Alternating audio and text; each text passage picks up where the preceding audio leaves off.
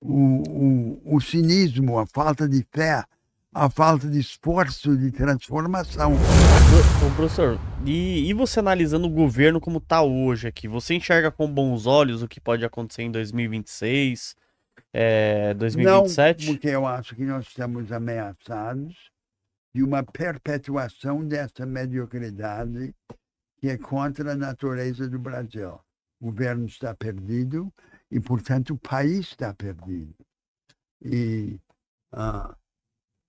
parece que as elites estão querendo armar agora uma campanha presidencial em que o presidente perdido tenha por oponente uma pessoa da confiança da elite financeira, financista. Os banqueiros de São Paulo, os rentistas, querem ver lá um cara, o candidato deles, o governador de São Paulo, contra o Lula perdido. E o que nós podemos esperar disso, do resultado dessa eleição? Mediocridade. Mas tem alguém hoje que possa despontar, dos que estão aí, alguém que não está junto? Dos que estão aí, o que isso significa? Por exemplo, dos que podem concorrer. Você tem os Tarcísio, e quem é que pode ou não pode concorrer? Então, a pessoa, por exemplo, tem algumas coisas que eu estou totalmente contra no Brasil. A pessoa, para concorrer, ela tem que ter filiação partidária. Eu já sou contra. Acho que qualquer pessoa deveria poder concorrer. Aí tem coisa que eu até sou a favor, por exemplo, tem idade mínima. Então não é qualquer um que pode concorrer. Eu acho o seguinte, o povo brasileiro está naquela posição que meu amigo Brizola descrevia. O senhor foi amigo do Brizola? Claro que fui. Eu sabia que o senhor conhecia, não sabia que tinha muita amizade. Imensa admiração por ele, porque ele tinha uma identificação incondicional com o destino do Brasil. Falando em grandeza, nós estamos falando em grandeza, Brizola era a encarnação da grandeza. E ele via o povo brasileiro, a expressão dele é costeando o alambrado, como o gado andando em volta da cerca, procurando uma saída. Então, o eleitorado brasileiro tem um viés favorável ao outsider, ao forasteiro. Não tem viés contra o outsider, como os americanos, por exemplo, frequentemente têm. O povo brasileiro está procurando uma alternativa. O subtexto da eleição presidencial no Brasil, historicamente, enquadrar São Paulo. O Brasil não quer ser liderado pela burguesia paulista.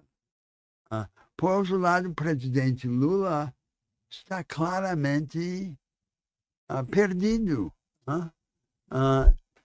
E oferecendo continuismo, a continuação daquele esquema de satisfazer a elite e os banqueiros, entrega um pouquinho, dá 90% aos financistas, reserva 10% para as esmolas.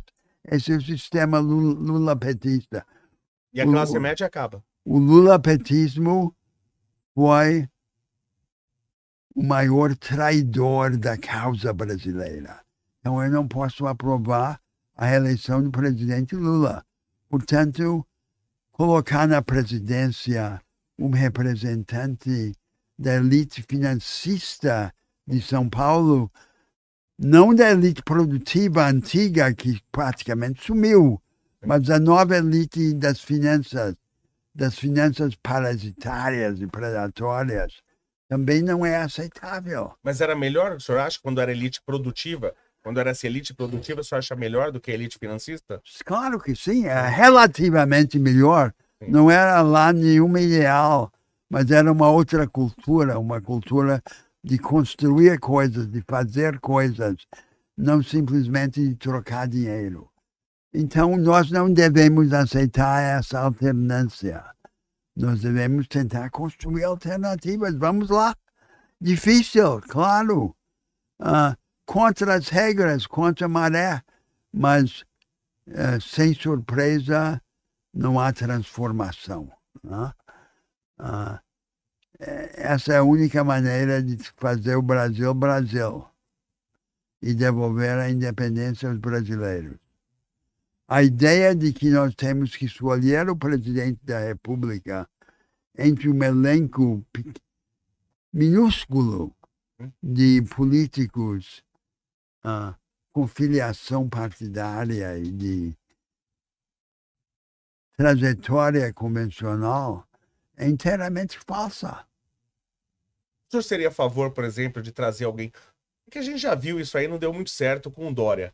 Mas, por exemplo, trazer um grande figurão da indústria, por exemplo, para Mas alguém... por que da indústria? Não, só um exemplo, né? Porque, na verdade, a gente tem concorrendo sempre à presidência políticos de carreira, de tradição.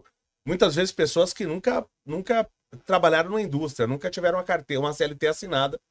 Por exemplo, uma pessoa que já mostrou resultado, por exemplo, na indústria ou que seja no comércio, o senhor acha que seria uma boa alternativa, por exemplo? Não tem que ser. Não Olha, ter. o maior presidente dos Estados Unidos, Abraham Lincoln, nunca administrou coisa nenhuma. A única era um grande estudioso. Não, e aprendeu. Mas a única coisa que Abraham Lincoln administrou foi uma lojinha que foi à falência em Indiana. Nunca administrou nada. Nunca administrou nada. Então não é por isso. Nós precisamos fazer um julgamento das pessoas.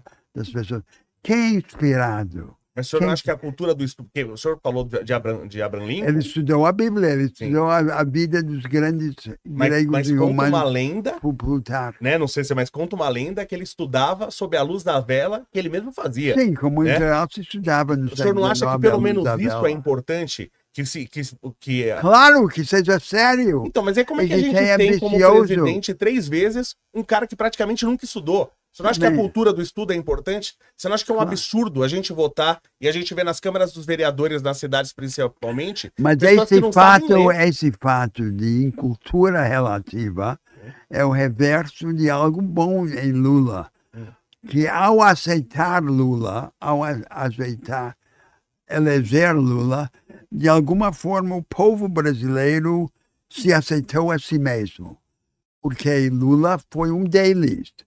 E ao colocá-lo na presidência, em vez de colocar um tecnocrata, um burocrata, foi uma maneira de o povo brasileiro se aceitar. O que eu não perdoo em Lula é a resignação dele. O cinismo, a falta de fé, a falta de esforço de transformação. Então eu digo, não devemos os brasileiros aceitar nenhum desses personagens. Nós devemos procurar um outro. E nós devemos avaliar pessoa a pessoa o alcance.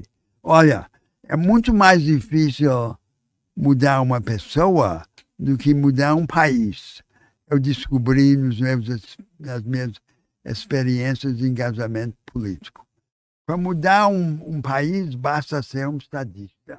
Para mudar uma pessoa, precisa ser Jesus Cristo. Então, Lula não vai mudar, o outro não vai mudar, eles são o que são. Vamos ambicionar mais, vamos exigir mais e tentar julgar as pessoas pelo que são e não pelas categorias sociais que representam. Perfeito. Mas o julgamento, no meu caso, aí não é...